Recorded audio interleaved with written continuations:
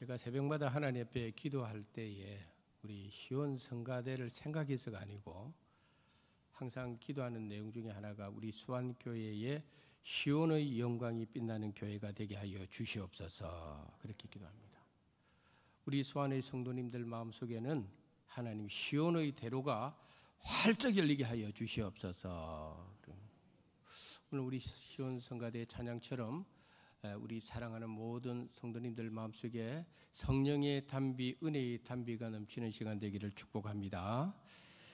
신약 성경 처음 4권을 일컬어서 사복음서라고 이야기를 합니다. 그런데 오늘 본문이 있는 이 이사야서를 일컬어서 구약의 복음서라고 하는 별명이 붙어져 있습니다. 왜냐하면은 바로 이 이사야서를 통하여 하나님께서는 메시아 되시는 예수님에 대한 예언을 아주 구체적으로 또 아주 정확하게 그리고 풍성하게 많이 알려주었기 때문인 것입니다. 오늘 본문의 시대적 배경은 남쪽 유다의 12번째 왕이었던 아기스 왕 때에 일어난 일을 다루고 있습니다. 이 아기스 왕 하면은 쉽게 생각하면은 우리가 잘 아는 히스기야 왕의 아버지라고 보시면 되겠습니다. 그런데 이 아기스 왕에 대해서 성경은 어떻게 평가를 하느냐를 먼저 살펴보십시다. 열왕기하 16장 1절부터 4절을 읽겠습니다. 르말리아의 아들 베가 제17년에 유다의 왕 요담의 아들 아하스가 왕이 되니 아하스가 왕이 될 때에 나이가 20세라 예루살렘에서 16년간 다스렸으나 그의 조상 다윗과 같이 아니하여 그의 하나님 여호와께서 보시기에 정직히 행하지 아니하고 이스라엘의 여러 왕의 길로 행하며 또 여호와께서 이스라엘 자손 앞에서 쫓아내신 이방 사람의 가증한 일을 따라 자기 아들을 불 가운데로 지나가게 하며 또 산당들과 작은 산 위와 모든 푸른 나무 아래에서 제사를 드리며 분향하였더라. 아멘. 아하스 왕은 20살 때 왕이 되었다고 했습니다. 예루살렘에서 16년 동안 나라를 통치했다고 그랬습니다. 그런데 하나님 보시기에 너무너무 악한 왕이었다는 것입니다. 하나님께서 솔로몬을 통하여 성전까지 세워놔서 성전에서 하나님만 찬양하고 예배드려야 되는데도 불구하고 아하스 왕은 성전 제사를 완전히 포기해버리고 이방의 신당들을 쫓아다니고 이방 신에게 절하고 심지어는 자기 아들을 이방 신을 섬기는 우상의 제사에 제물 드리듯이 불 가운데로 지나가게 만들었던 왕이에요. 그래서 성경에 그의 조상 다윗과 같은 마음 같지 아니하고 하나님 앞에서 악을 행했던 왕이 바로 오늘 본문에 등장하는 아하스 왕이었다는 것입니다.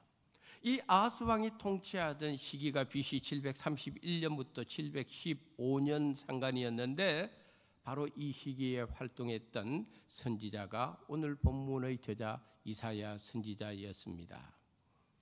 이 아하스 왕 때에 국가적인 위기가 발생을 했는데 그것은 북쪽 이스라엘과 아람이란 나라가 동맹을 맺어가지고 남쪽 유다를 공격을 하는 일이 생겼다는 것입니다. 당시의 최고의 강대국은 압수르라고 하는 나라였는데 이 압수르의 힘이 점점 강해지니까 아람이라는 나라가 위협을 느끼고 북이스라엘과 동맹을 맺기 시작합니다.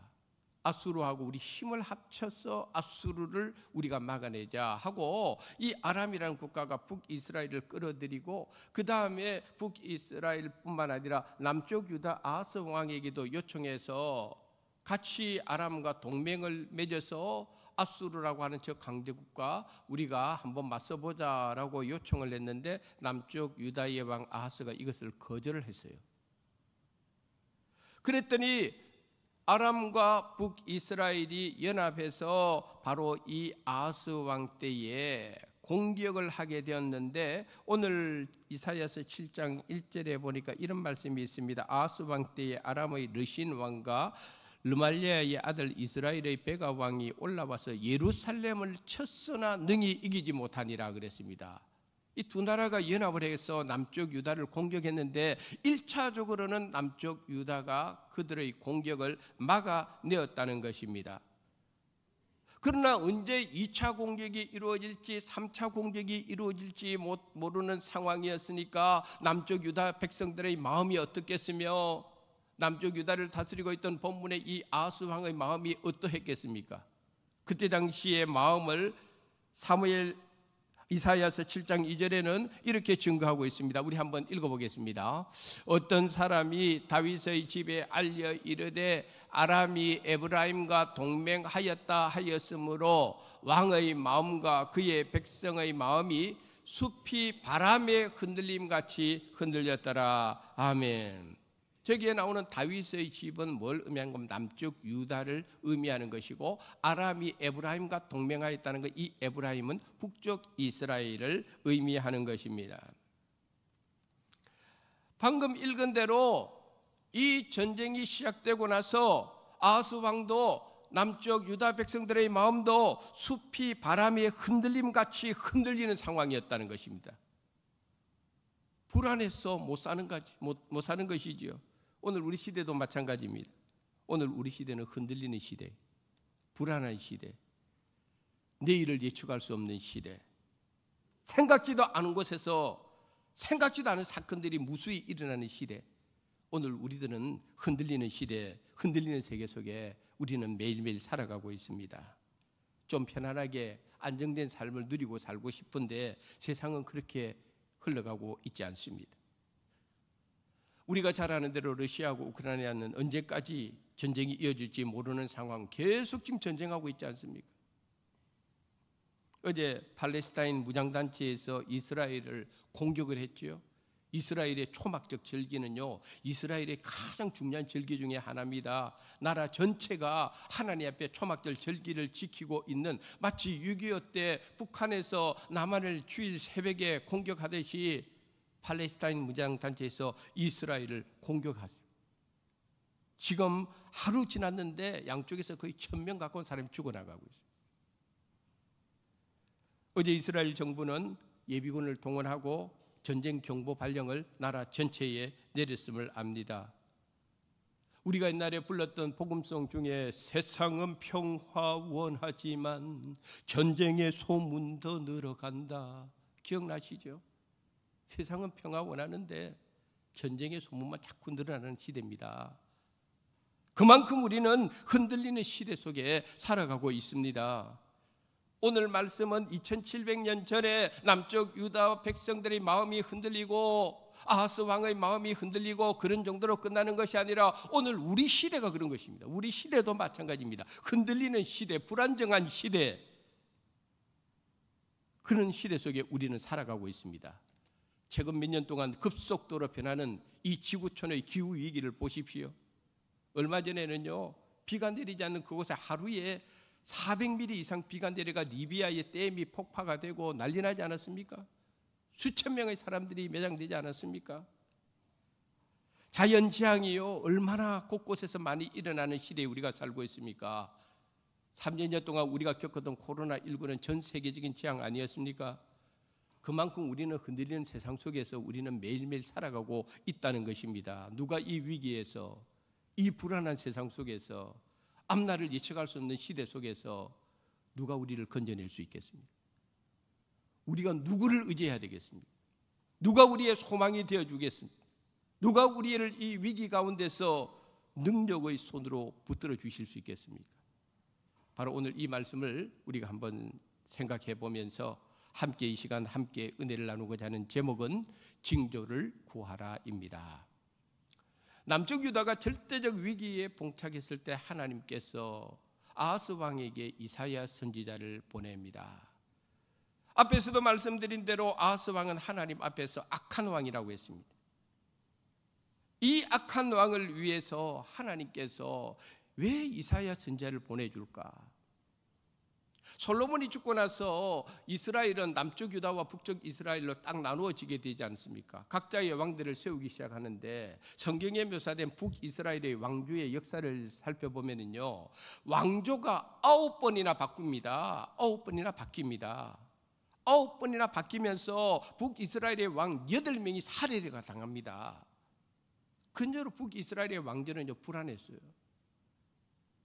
근데 남쪽 유다의 왕조는요 하나님께서 한 번도 바뀌게 하지 않았어요. 아하스 왕같이 이런 악한 왕이 일어나도요 하나님께서는요 남쪽 유다만큼은 다윗의 왕조를 그대로 이어가게 했어요. 여기에 하나님의 은혜가 있는 것입니다. 왜? 하나님의 마음에 합한 다윗 때문에 그런 거예요. 그 다윗을 하나님께서 사랑해 주셨고 그 다윗의 왕권을 하나님께서 지켜주셨기 때문에 남쪽 유다의 왕들 가운데서도 선한 왕보다 악한 왕들이 더 많았어요. 그런데도 하나님은요 남쪽 유다의 왕조를요 다윗의 집으로 다윗의 가문으로 그대로 이어가게 해주셨다는 것이 성경의 교훈입니다. 사랑하는 성도 여러분, 하나님의 은혜가 이어지는 것이 축복입니다. 할렐루야. 하나님의 축복이 이어져야 되는데 북이스라엘은요 하나님께서 축복 안 해주는 거예요. 그러니까 툭하면 쿠데타 일어나가지고 왕을 살해하고 왕조 바뀌는 일이 다반사로 일어나는데 남쪽 유다만큼은 하나님께서 당신의 은혜를 다윗과 맺었기 때문에 그 은혜 기억해서 남쪽 유다 왕국만큼은 하나님께서 다니엘 왕조로 계속 이어지게 했던 것을 볼 수가 있습니다. 사실 이 아하스 왕의 행실을 보면요 만약에 내가 하나님이었다면 나는 아하스 왕을 보지 않았을 것 같아요. 아주 악한 왕이 있지 않습니까? 전쟁이 일어나거나 전쟁이 지도록 내버려 두셔야 되는 거예요 하나님께서. 그런데 하나님은 그렇게 하지 않아요.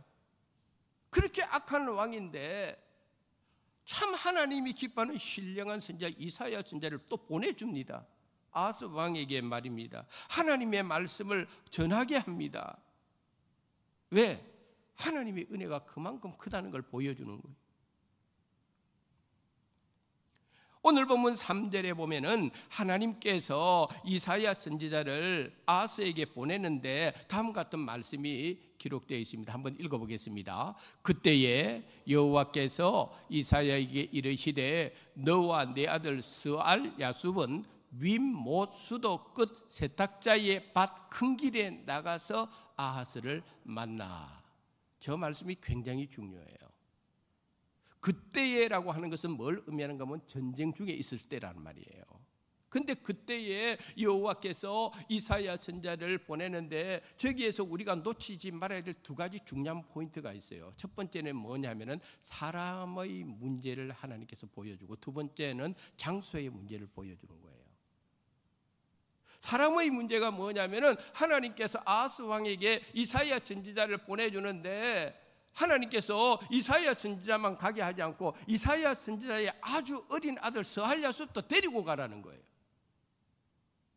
국가의 절대적인 위기를 만나가지고 선지자와 왕이 머리를 맞대고 어떻게 이 위기를 극복해야 되느냐 하는 그 중차대한 문제의 자리에 성서학자들에 의하면 이때의 스알야숲의 나이는 서너 살밖에 안 됐대요. 그 어린 아이를 왜 데리고 가라고 했을까? 하나님께서 왜 그 어린 아이를 데리고 가라고 했을까? 거기는 이유가 있는 거예요. 이사야라고 하는 이름의 뜻은 여호와께서 구원하신다 이런 뜻입니다. 하나님께서 구원하신다는 것이 이사야 선지자의 이름의 뜻이에요. 그의 아들 스알야숲의 이름의 뜻은 오늘 성경 관주 1에 보면은 남은 자가 돌아오게 한다 이런 뜻이에요. 남은 자가 돌아오게 한다. 이 뭘 의미하겠습니까? 하나님께서 지금 남쪽 유다가 겪고 있는 이 국가적인 위기를 하나님이 구원해 주신다는 뜻으로 이사야 선지자를 보내주시는 것이고 아하스 왕 때에 영적으로 완전히 무너져 있는 남쪽 유다의 영적인 치유와 회복을 위해서 그 아들 스알야숲 남은 자가 돌아오게 한다는 이 의미의 이름을 가진 아들을 아하스 왕에게 그래서 보내주는 겁니다. 그 이름 속에 하나님의 마음이 있는 거예요. 그 이름 속에 하나님의 계획이 있다는 것입니다. 또 한 가지 중요한 것은 이제는 장소의 문제입니다. 왜 하나님께서 이사야 선지자로 하여금 아하스 왕을 만나게 할 때에 왕궁에 가서 만나지 않게 하느냐는 거예요. 거기 가서 정사를 논해야 되지 않겠습니까? 나라 일을 의논해야 되지 않겠습니까? 신하들도 그게 다 배석을 하고 이 위기를 어찌하면 극복할고 왕궁에서 만나야 되는데 그게 상식인데 하나님께서는 이사야 선지자 보고 왕궁으로 가지 말고 지금 아하스 왕이 어디에 있느냐? 오늘 본문 3절에 나와 있지 않습니까? 윗못 수도 끝 세탁자의 밭 큰 길에 나가서 아하스를 만나라. 아하스가 지금 거기에 있다는 거예요. 하나님 거기로 이사야 선지자를 보내고 있는 것을 볼 수가 있는 것입니다. 당시 남쪽 유다는 아람과 북이스라엘과 동맹한 국가와 전쟁을 벌이고 있었다고 말씀드렸습니다. 그 전쟁에서 이겨내기 위해서는 군인도 필요할 것이고 무기도 필요할 것이고 보급품도 필요할 것인데 그때의 이 아하스가 생각한 것은 뭐냐면은 이 예루살렘을 잘 방어하기 위해서는 예루살렘에 공급되고 있는 그 물들, 그 수로들이 잘 그게 관리가 되어야 그 예루살렘 성 안에서 물이 잘 공급되면 살 수 있다는 거예요. 그래서 아하스 왕이 지금 물 관리하기 위해서 물의 수로가 어떤 상황에 있는가를 살펴보기 위해서 그곳에 가 있었다는 것입니다. 그래서 하나님께서 이사야 선지자를 거기 가라는 거예요. 왜 거기 가라고 했느냐면은 아하스 왕으로 하여금 정신 똑바로 차리라는 거예요.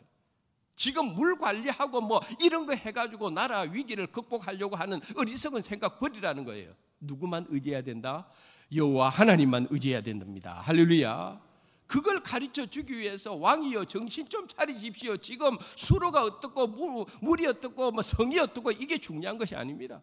왕이여 하나님을 의지해야 됩니다. 하나님만 의지하면은 이 위기를 이겨낼 수가 있습니다. 이걸 알려주기 위해서 하나님은 이사야 선지자에게 어린 아들 스왈랴습을 데리고 가라. 그리고 왕궁으로 가지 말고 왕이 지금 그곳에서 그 일을 하고 있으니까 그 왕에게 가서 하나님의 마음을 좀 전해라 한 것입니다. 우리가 잘 아는 대로 다윗이 골리앗과 싸우러 나갈 때 한 유명한 말이 나오지 않습니까? 성경에. 우리 사무엘상 17장 47절의 말씀 한번 읽어보도록 하겠습니다. 또 여호와의 구원하심이 칼과 창에 있지 아니함을 이 무리에게 알게 하리라. 전쟁은 여호와께 속한 것인저 그가 너희를 우리 손에 넘기시리라. 아멘. 한번 따라합시다. 전쟁은 여호와께 속한 것인저. 할렐루야. 다윗이 한 말. 그 어린 다윗이요, 갑옷이 있었습니까? 칼 들고 나갔습니까? 창 들고 나갔습니까? 아니요. 다윗은 딱 하나님 붙들고 나아가는 거예요. 칼과 창을 가지고 나가는 것이 아니라 전쟁은 여호와께 속한 것이라는 거예요. 하나님 붙들면 이겨낼 수가 있다는 것입니다. 그게 다윗의 믿음이었다는 것이에요. 똑같은 이야기입니다. 아하스 왕국 하는 이야기에 이사야 선지자가 칼, 창, 물 그런 거 의지하지 말고 전쟁은 하나님께 속하였기 때문에 하나님 붙들고 살아야 됩니다. 이 위기를 하나님께서 극복해 주실 수 있도록 하나님을 향한 믿음을 가져야 됩니다. 그러면서 이사야 선지자를 통하여 아하스에게 하나님의 말씀을 이렇게 전합니다. 이사야서 7장 4절 말씀 읽어보겠습니다. 그에게 이르기를 너는 삼가며 조용하라. 르신과 아람과 르말리아의 아들이 심히 노할지라도 이들은 연기나는 두 부지깽이 구루터기에 불과하니 두려워하지 말며 낙심하지 말라. 아멘. 한번 따라합시다. 두려워하지 말며 낙심하지 말라. 할렐루야. 하나님께서 주신 음성이었어요. 양쪽에서 지금 두 나라가 침공해 들어오니까 남쪽 유다 백성들의 마음이 흔들리고 아하스 왕의 마음도 흔들릴 때에 하나님께서 이사야 선지자를 통하여 두려워하지 마, 낙심하지 마. 그 두 나라가 그렇게 강렬한 짓으로 온다 할지라도 연기나는 두 부지깽이 그루터기처럼 그 아무것도 아니야. 하나님 내가 함께하고 있어. 그러니까 너는 두려워하지 마라. 낙심하지 마라. 이 말씀을 오늘 저를 포함한 우리에게 주시는 하나님의 말씀으로 받기를 축복합니다. 그러면서 하나님께서 아주 중요한 말씀을 또 아하스에게 하고 있는데, 오늘 본문 11절에 너는 내 하나님 여호와께 한 징조를 구하되 깊은 데에서든지 높은 데에서든지 구하라 하시니 이렇게 되어 있습니다. 징조를 구하라. 오늘 설교의 제목이 여기서 나오는 거예요. 아하스 왕에게, 아하스 왕, 이사야 선지자도 보냈지. 내가 너에게 말도 하지 않느냐? 두려워하지 마라, 낙심하지 말라. 또 한 가지 더 너에게 줄 테니까 너 징조를 한번 나에게 구해봐. 여호와 나에게 징조를 한번 구하는데 높은 데 있어든지 깊은 데 있어든지 무슨 말이냐면 네가 구하고 싶은 징조를 한번 구해보라는 거예요. 하나님께서 징조를 구하면 내 징조 보여줄게. 얼마나 놀라운 이야기입니까? 제가 어젯밤에 너무너무 기분 좋게 잤어요. 우리 성도님들 잘 아시다시피 중국 항저우에서 아시안 게임 하는데, 어저께 목사가 그 외부의 스포츠가 이기고 지든 주날개미 내가 편안히 쉬네 이런 마음이 돼야 되는데 저는 아직까지 그게 잘 안 되는 것 같아요. 축구가 지는 날이면요 밤새도록 고민하는 거예요. 그런데 어저께 설교를 준비하기 위해서 하는데 어저께 축구가 밤 9시부터 시작했는데 밤 9시 돼도 설교 준비가 안 끝나가지고 밤 9시 10분 되니까 설교 준비가 다 끝나요. 축구를 앞에 두고 설교 준비할 때는 더 거룩해지는 거죠. 그래가지고 9시 10분에서 설교 준비 마치고 우리 박도영 집사님한테 내용을 다 보내주고 그 다음에 기도 한번 하고 TV를 딱 켰는데요 1대0으로 지고 있는 거예요.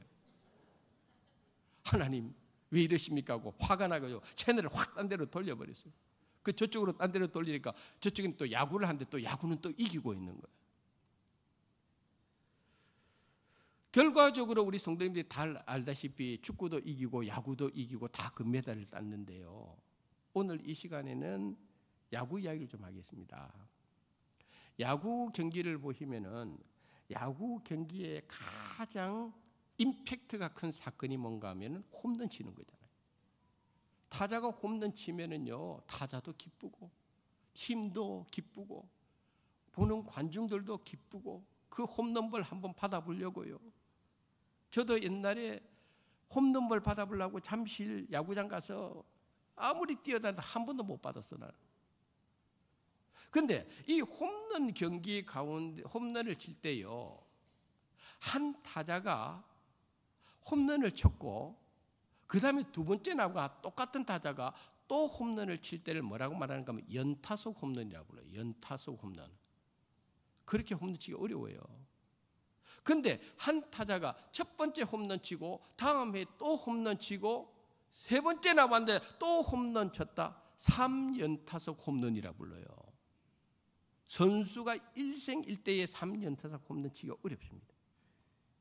제가 왜 이야기를 한가 하면은 이 아하스 왕을 생각해 보면은 이 악한 왕에게 하나님은요 3연타석 홈런을 치게 만들어요.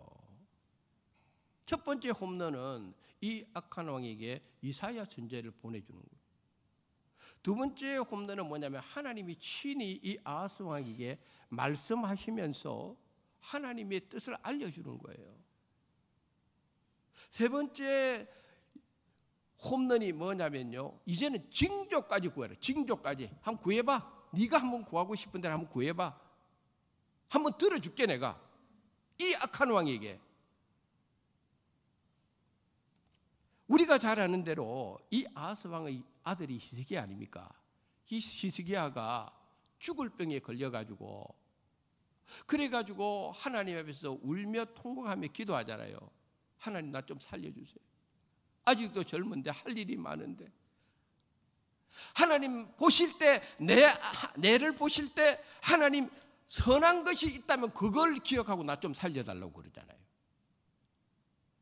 우리는 모두 죄인입니다만은 우리 성도님들 착하게 살아야 됩니다. 어쨌든 내 안에 선한 거 하나만 있어도 그게 은혜가 돼요. 히스기야가 그렇게 하나님 앞에 기도하고 눈물로 통곡했더니 하나님께서 이사야 선지자를 통하여 내가 히스기야의 눈물을 보았고 내가 그의 기도를 들었노라. 할렐루야. 그리고 히스기야 이사야에게 이사야 선지자를 보내면서 하나님 이런 말씀합니다. 이사야야, 너 가서 히스기야에게 히스기야의 기도를 들어가지고 그의 생명을 연장한 것에 대해서 히스기야에게 두 가지 징표를 보여줄 수 있는데 둘 중에 하나 선택해보라 그러라 그러잖아요. 한번 그때의 상황을 한번 보실까요? 열왕기하 20장 9절부터 11절 한번 읽어보겠습니다. 이사야가 이르되 여호와께서 하신 말씀을 응하게 하실 일에 대하여 여호와께로부터 왕에게 한 징표가 이 말이다. 해 그림자가 10도를 나아갈 것이니까 혹 10도를 물러갈 것이니까 하니 히스기야가 대답하되 그림자가 10도를 나아가기는 쉬우니 그리할 것이 아니라 10도가 뒤로 물러갈 것이니이다 하니라. 선지자 이사야가 여호와께 간구하며 아하스의 해 시계 위에 나아갔던 해 그림자를 10도 뒤로 물러가게 하셨더라. 아멘. 할렐루야. 히스기야는요 징조 한번 구해보라 하니까 어떤 징조 구했습니까? 10도 나가는 건 이건 자연스러운 일이니까 이거 말고요, 하나님 이 해그림자 10도가 물러가게 해주십시오. 물러가게 징조를 보여주십시오. 그랬더니 하나님께서 그걸 받아주시는 거예요. 징조를 구하라 할 때는요 하나님께서 주시겠다 이 말이에요. 하나님께서 아하스에게 징조를 구하라고 한 것처럼 오늘 우리들에게도 하나님께서는 우리 보고 구하라, 구하라, 한번 구해봐. 뭐든지 한번 구해봐. 할렐루야. 원하는 대로 한번 구해보라는 거예요. 하나님은 하나님의 마음이 여기에 있는 거예요. 그런데 그냥 구하지 말고 한번 따라합시다. 믿음으로 구하라. 믿음으로 구하라는 거예요. 그러면 하나님께서 응답 주시겠다는 것입니다. 그런데 안타깝게도 아하스 왕에게는요 이런 믿음이 없었어요. 오늘 본문 12절에 보니까 아하스가 이렇게 대답합니다. 아하스가 이르되 나는 구하지 아니하겠나이다. 하나님께서는 징조를 구하라. 아하스의 대답은 나는 구하지 아니하겠나이다. 나는 여호와를 시험하지 아니하겠나이다. 이 무슨 말입니까? 아하스의 속셈이 따로 있다 이 말이에요. 속마음이. 지금 하나님은 아하스 편에 있고 싶어요. 징조 구하라 하면은 구하는 대로 주고 싶어요. 위기를 이겨내게 하고 싶은 것이 하나님의 마음이요. 그런데 아하스는요 나는 징조 안 구하겠습니다. 아하스는요 하나님 못 믿겠습니다 이런 뜻이에요. 하나님 못 믿겠습니다. 나는 하나님 안 믿겠습니다. 차라리 나는 아수르하고 손을 잡겠습니다 그러는 거예요. 선지자를 보내줘도 못 믿어요. 약속의 말씀을 들려줘도 못 믿어요. 하나님께서 친히 말씀해서 징조 구하래도 안 구합니다. 이게 아하스였어요. 아하스는 그렇게 딱 마음을 정해버린 거예요. 그래서 이사야 선지자가 불같이 화를 내면서 13절에 이렇게 이야기합니다. 이사야가 이르되 다윗의 집이여 원하건대 들을지어다. 너희가 사람을 괴롭히고서 그것을 작은 일로 여겨 또 나의 하나님을 괴롭히려 하느냐 이렇게 이야기합니다. 나의 하나님을 괴롭히는 일이 뭔지 아세요? 안 믿는 것이 하나님을 괴롭히는 거예요. 안 믿는 거. 하나님께서 이 정도로 보여주시고 이 정도로 축복해 주기를 원하는 마음이 있는데 아하스 왕이요 이 일을 작은 일로 여기느냐는 거예요. 작은 일로. 내가 받은 은혜를 작은 일로 여기면 안 됩니다. 하나님이 나에게 주신 축복 작은 일이 아닙니다. 무엇보다도 오늘 말씀에 뭐라고 그럽니까? 하나님을 괴롭히는 이야기를 하잖아요. 아하스 왕 당신 지금 하나님 괴롭히고 있어요. 하나님을 괴롭히는 것이 뭡니까? 안 믿는 거예요. 이렇게 말해도 안 믿는 거예요. 보내주도 안 믿는 거예요. 그런 거로 사랑하는 성도 여러분, 믿는 것이 은혜입니다. 할렐루야. 내가 믿어지는 것이 은혜요. 백날 천날 말해도요 보여줘도 안 믿는 사람은 안 믿어요. 아하스 왕처럼 안 믿어요. 그러나 내가 오늘 믿어지는 것이 은혜입니다. 할렐루야. 얼마나 귀한 은혜입니까? 그런 거로 우리는 이 믿어진다는 사건, 내 안에 믿음이 있다는 것이 얼마나 큰 축복인 줄 알아야 됩니다. 믿음의 능력이 얼마나 큰 것인지 찬송가 544장 제가 평소에도 즐겨 부르는 찬송 1절에 보면은 울어도 안 됩니다. 2절에 보면은 힘써도 안 됩니다. 3절에 보면은 참아도 안 됩니다. 4절에 보면 믿으면 되겠네요. 할렐루야. 거기에서 해답이 나오는 거예요. 믿으면 되는 거예요. 징조를 구하라고 했습니다. 오늘 이것을 나의 말씀으로 받아들이십시오. 하나님은 우리들에게 믿음으로 구해보라고 그랬습니다. 징조를 구해보십시오. 하나님의 신령한 응답의 축복을 한번 구해보십시오. 하나님 나에게 이런 징조 보여주십시오. 구해보십시오. 지혜도 구해보십시오. 믿음도 구해보십시오. 은혜도 구해보십시오. 하늘의 신령한 복과 땅의 기름진 복도 나에게 달라고 구해보십시오. 하나님 주십니다. 할렐루야. 우리 하나님은 구하는 것이나 생각하는 것에 더 넘치도록 역사하신다고 사도 바울이 증거했습니다. 이런 복된 은혜가 우리 성도님 모두의 삶 속에 충만하시기를 주님의 이름으로 축원합니다. 하나님 아버지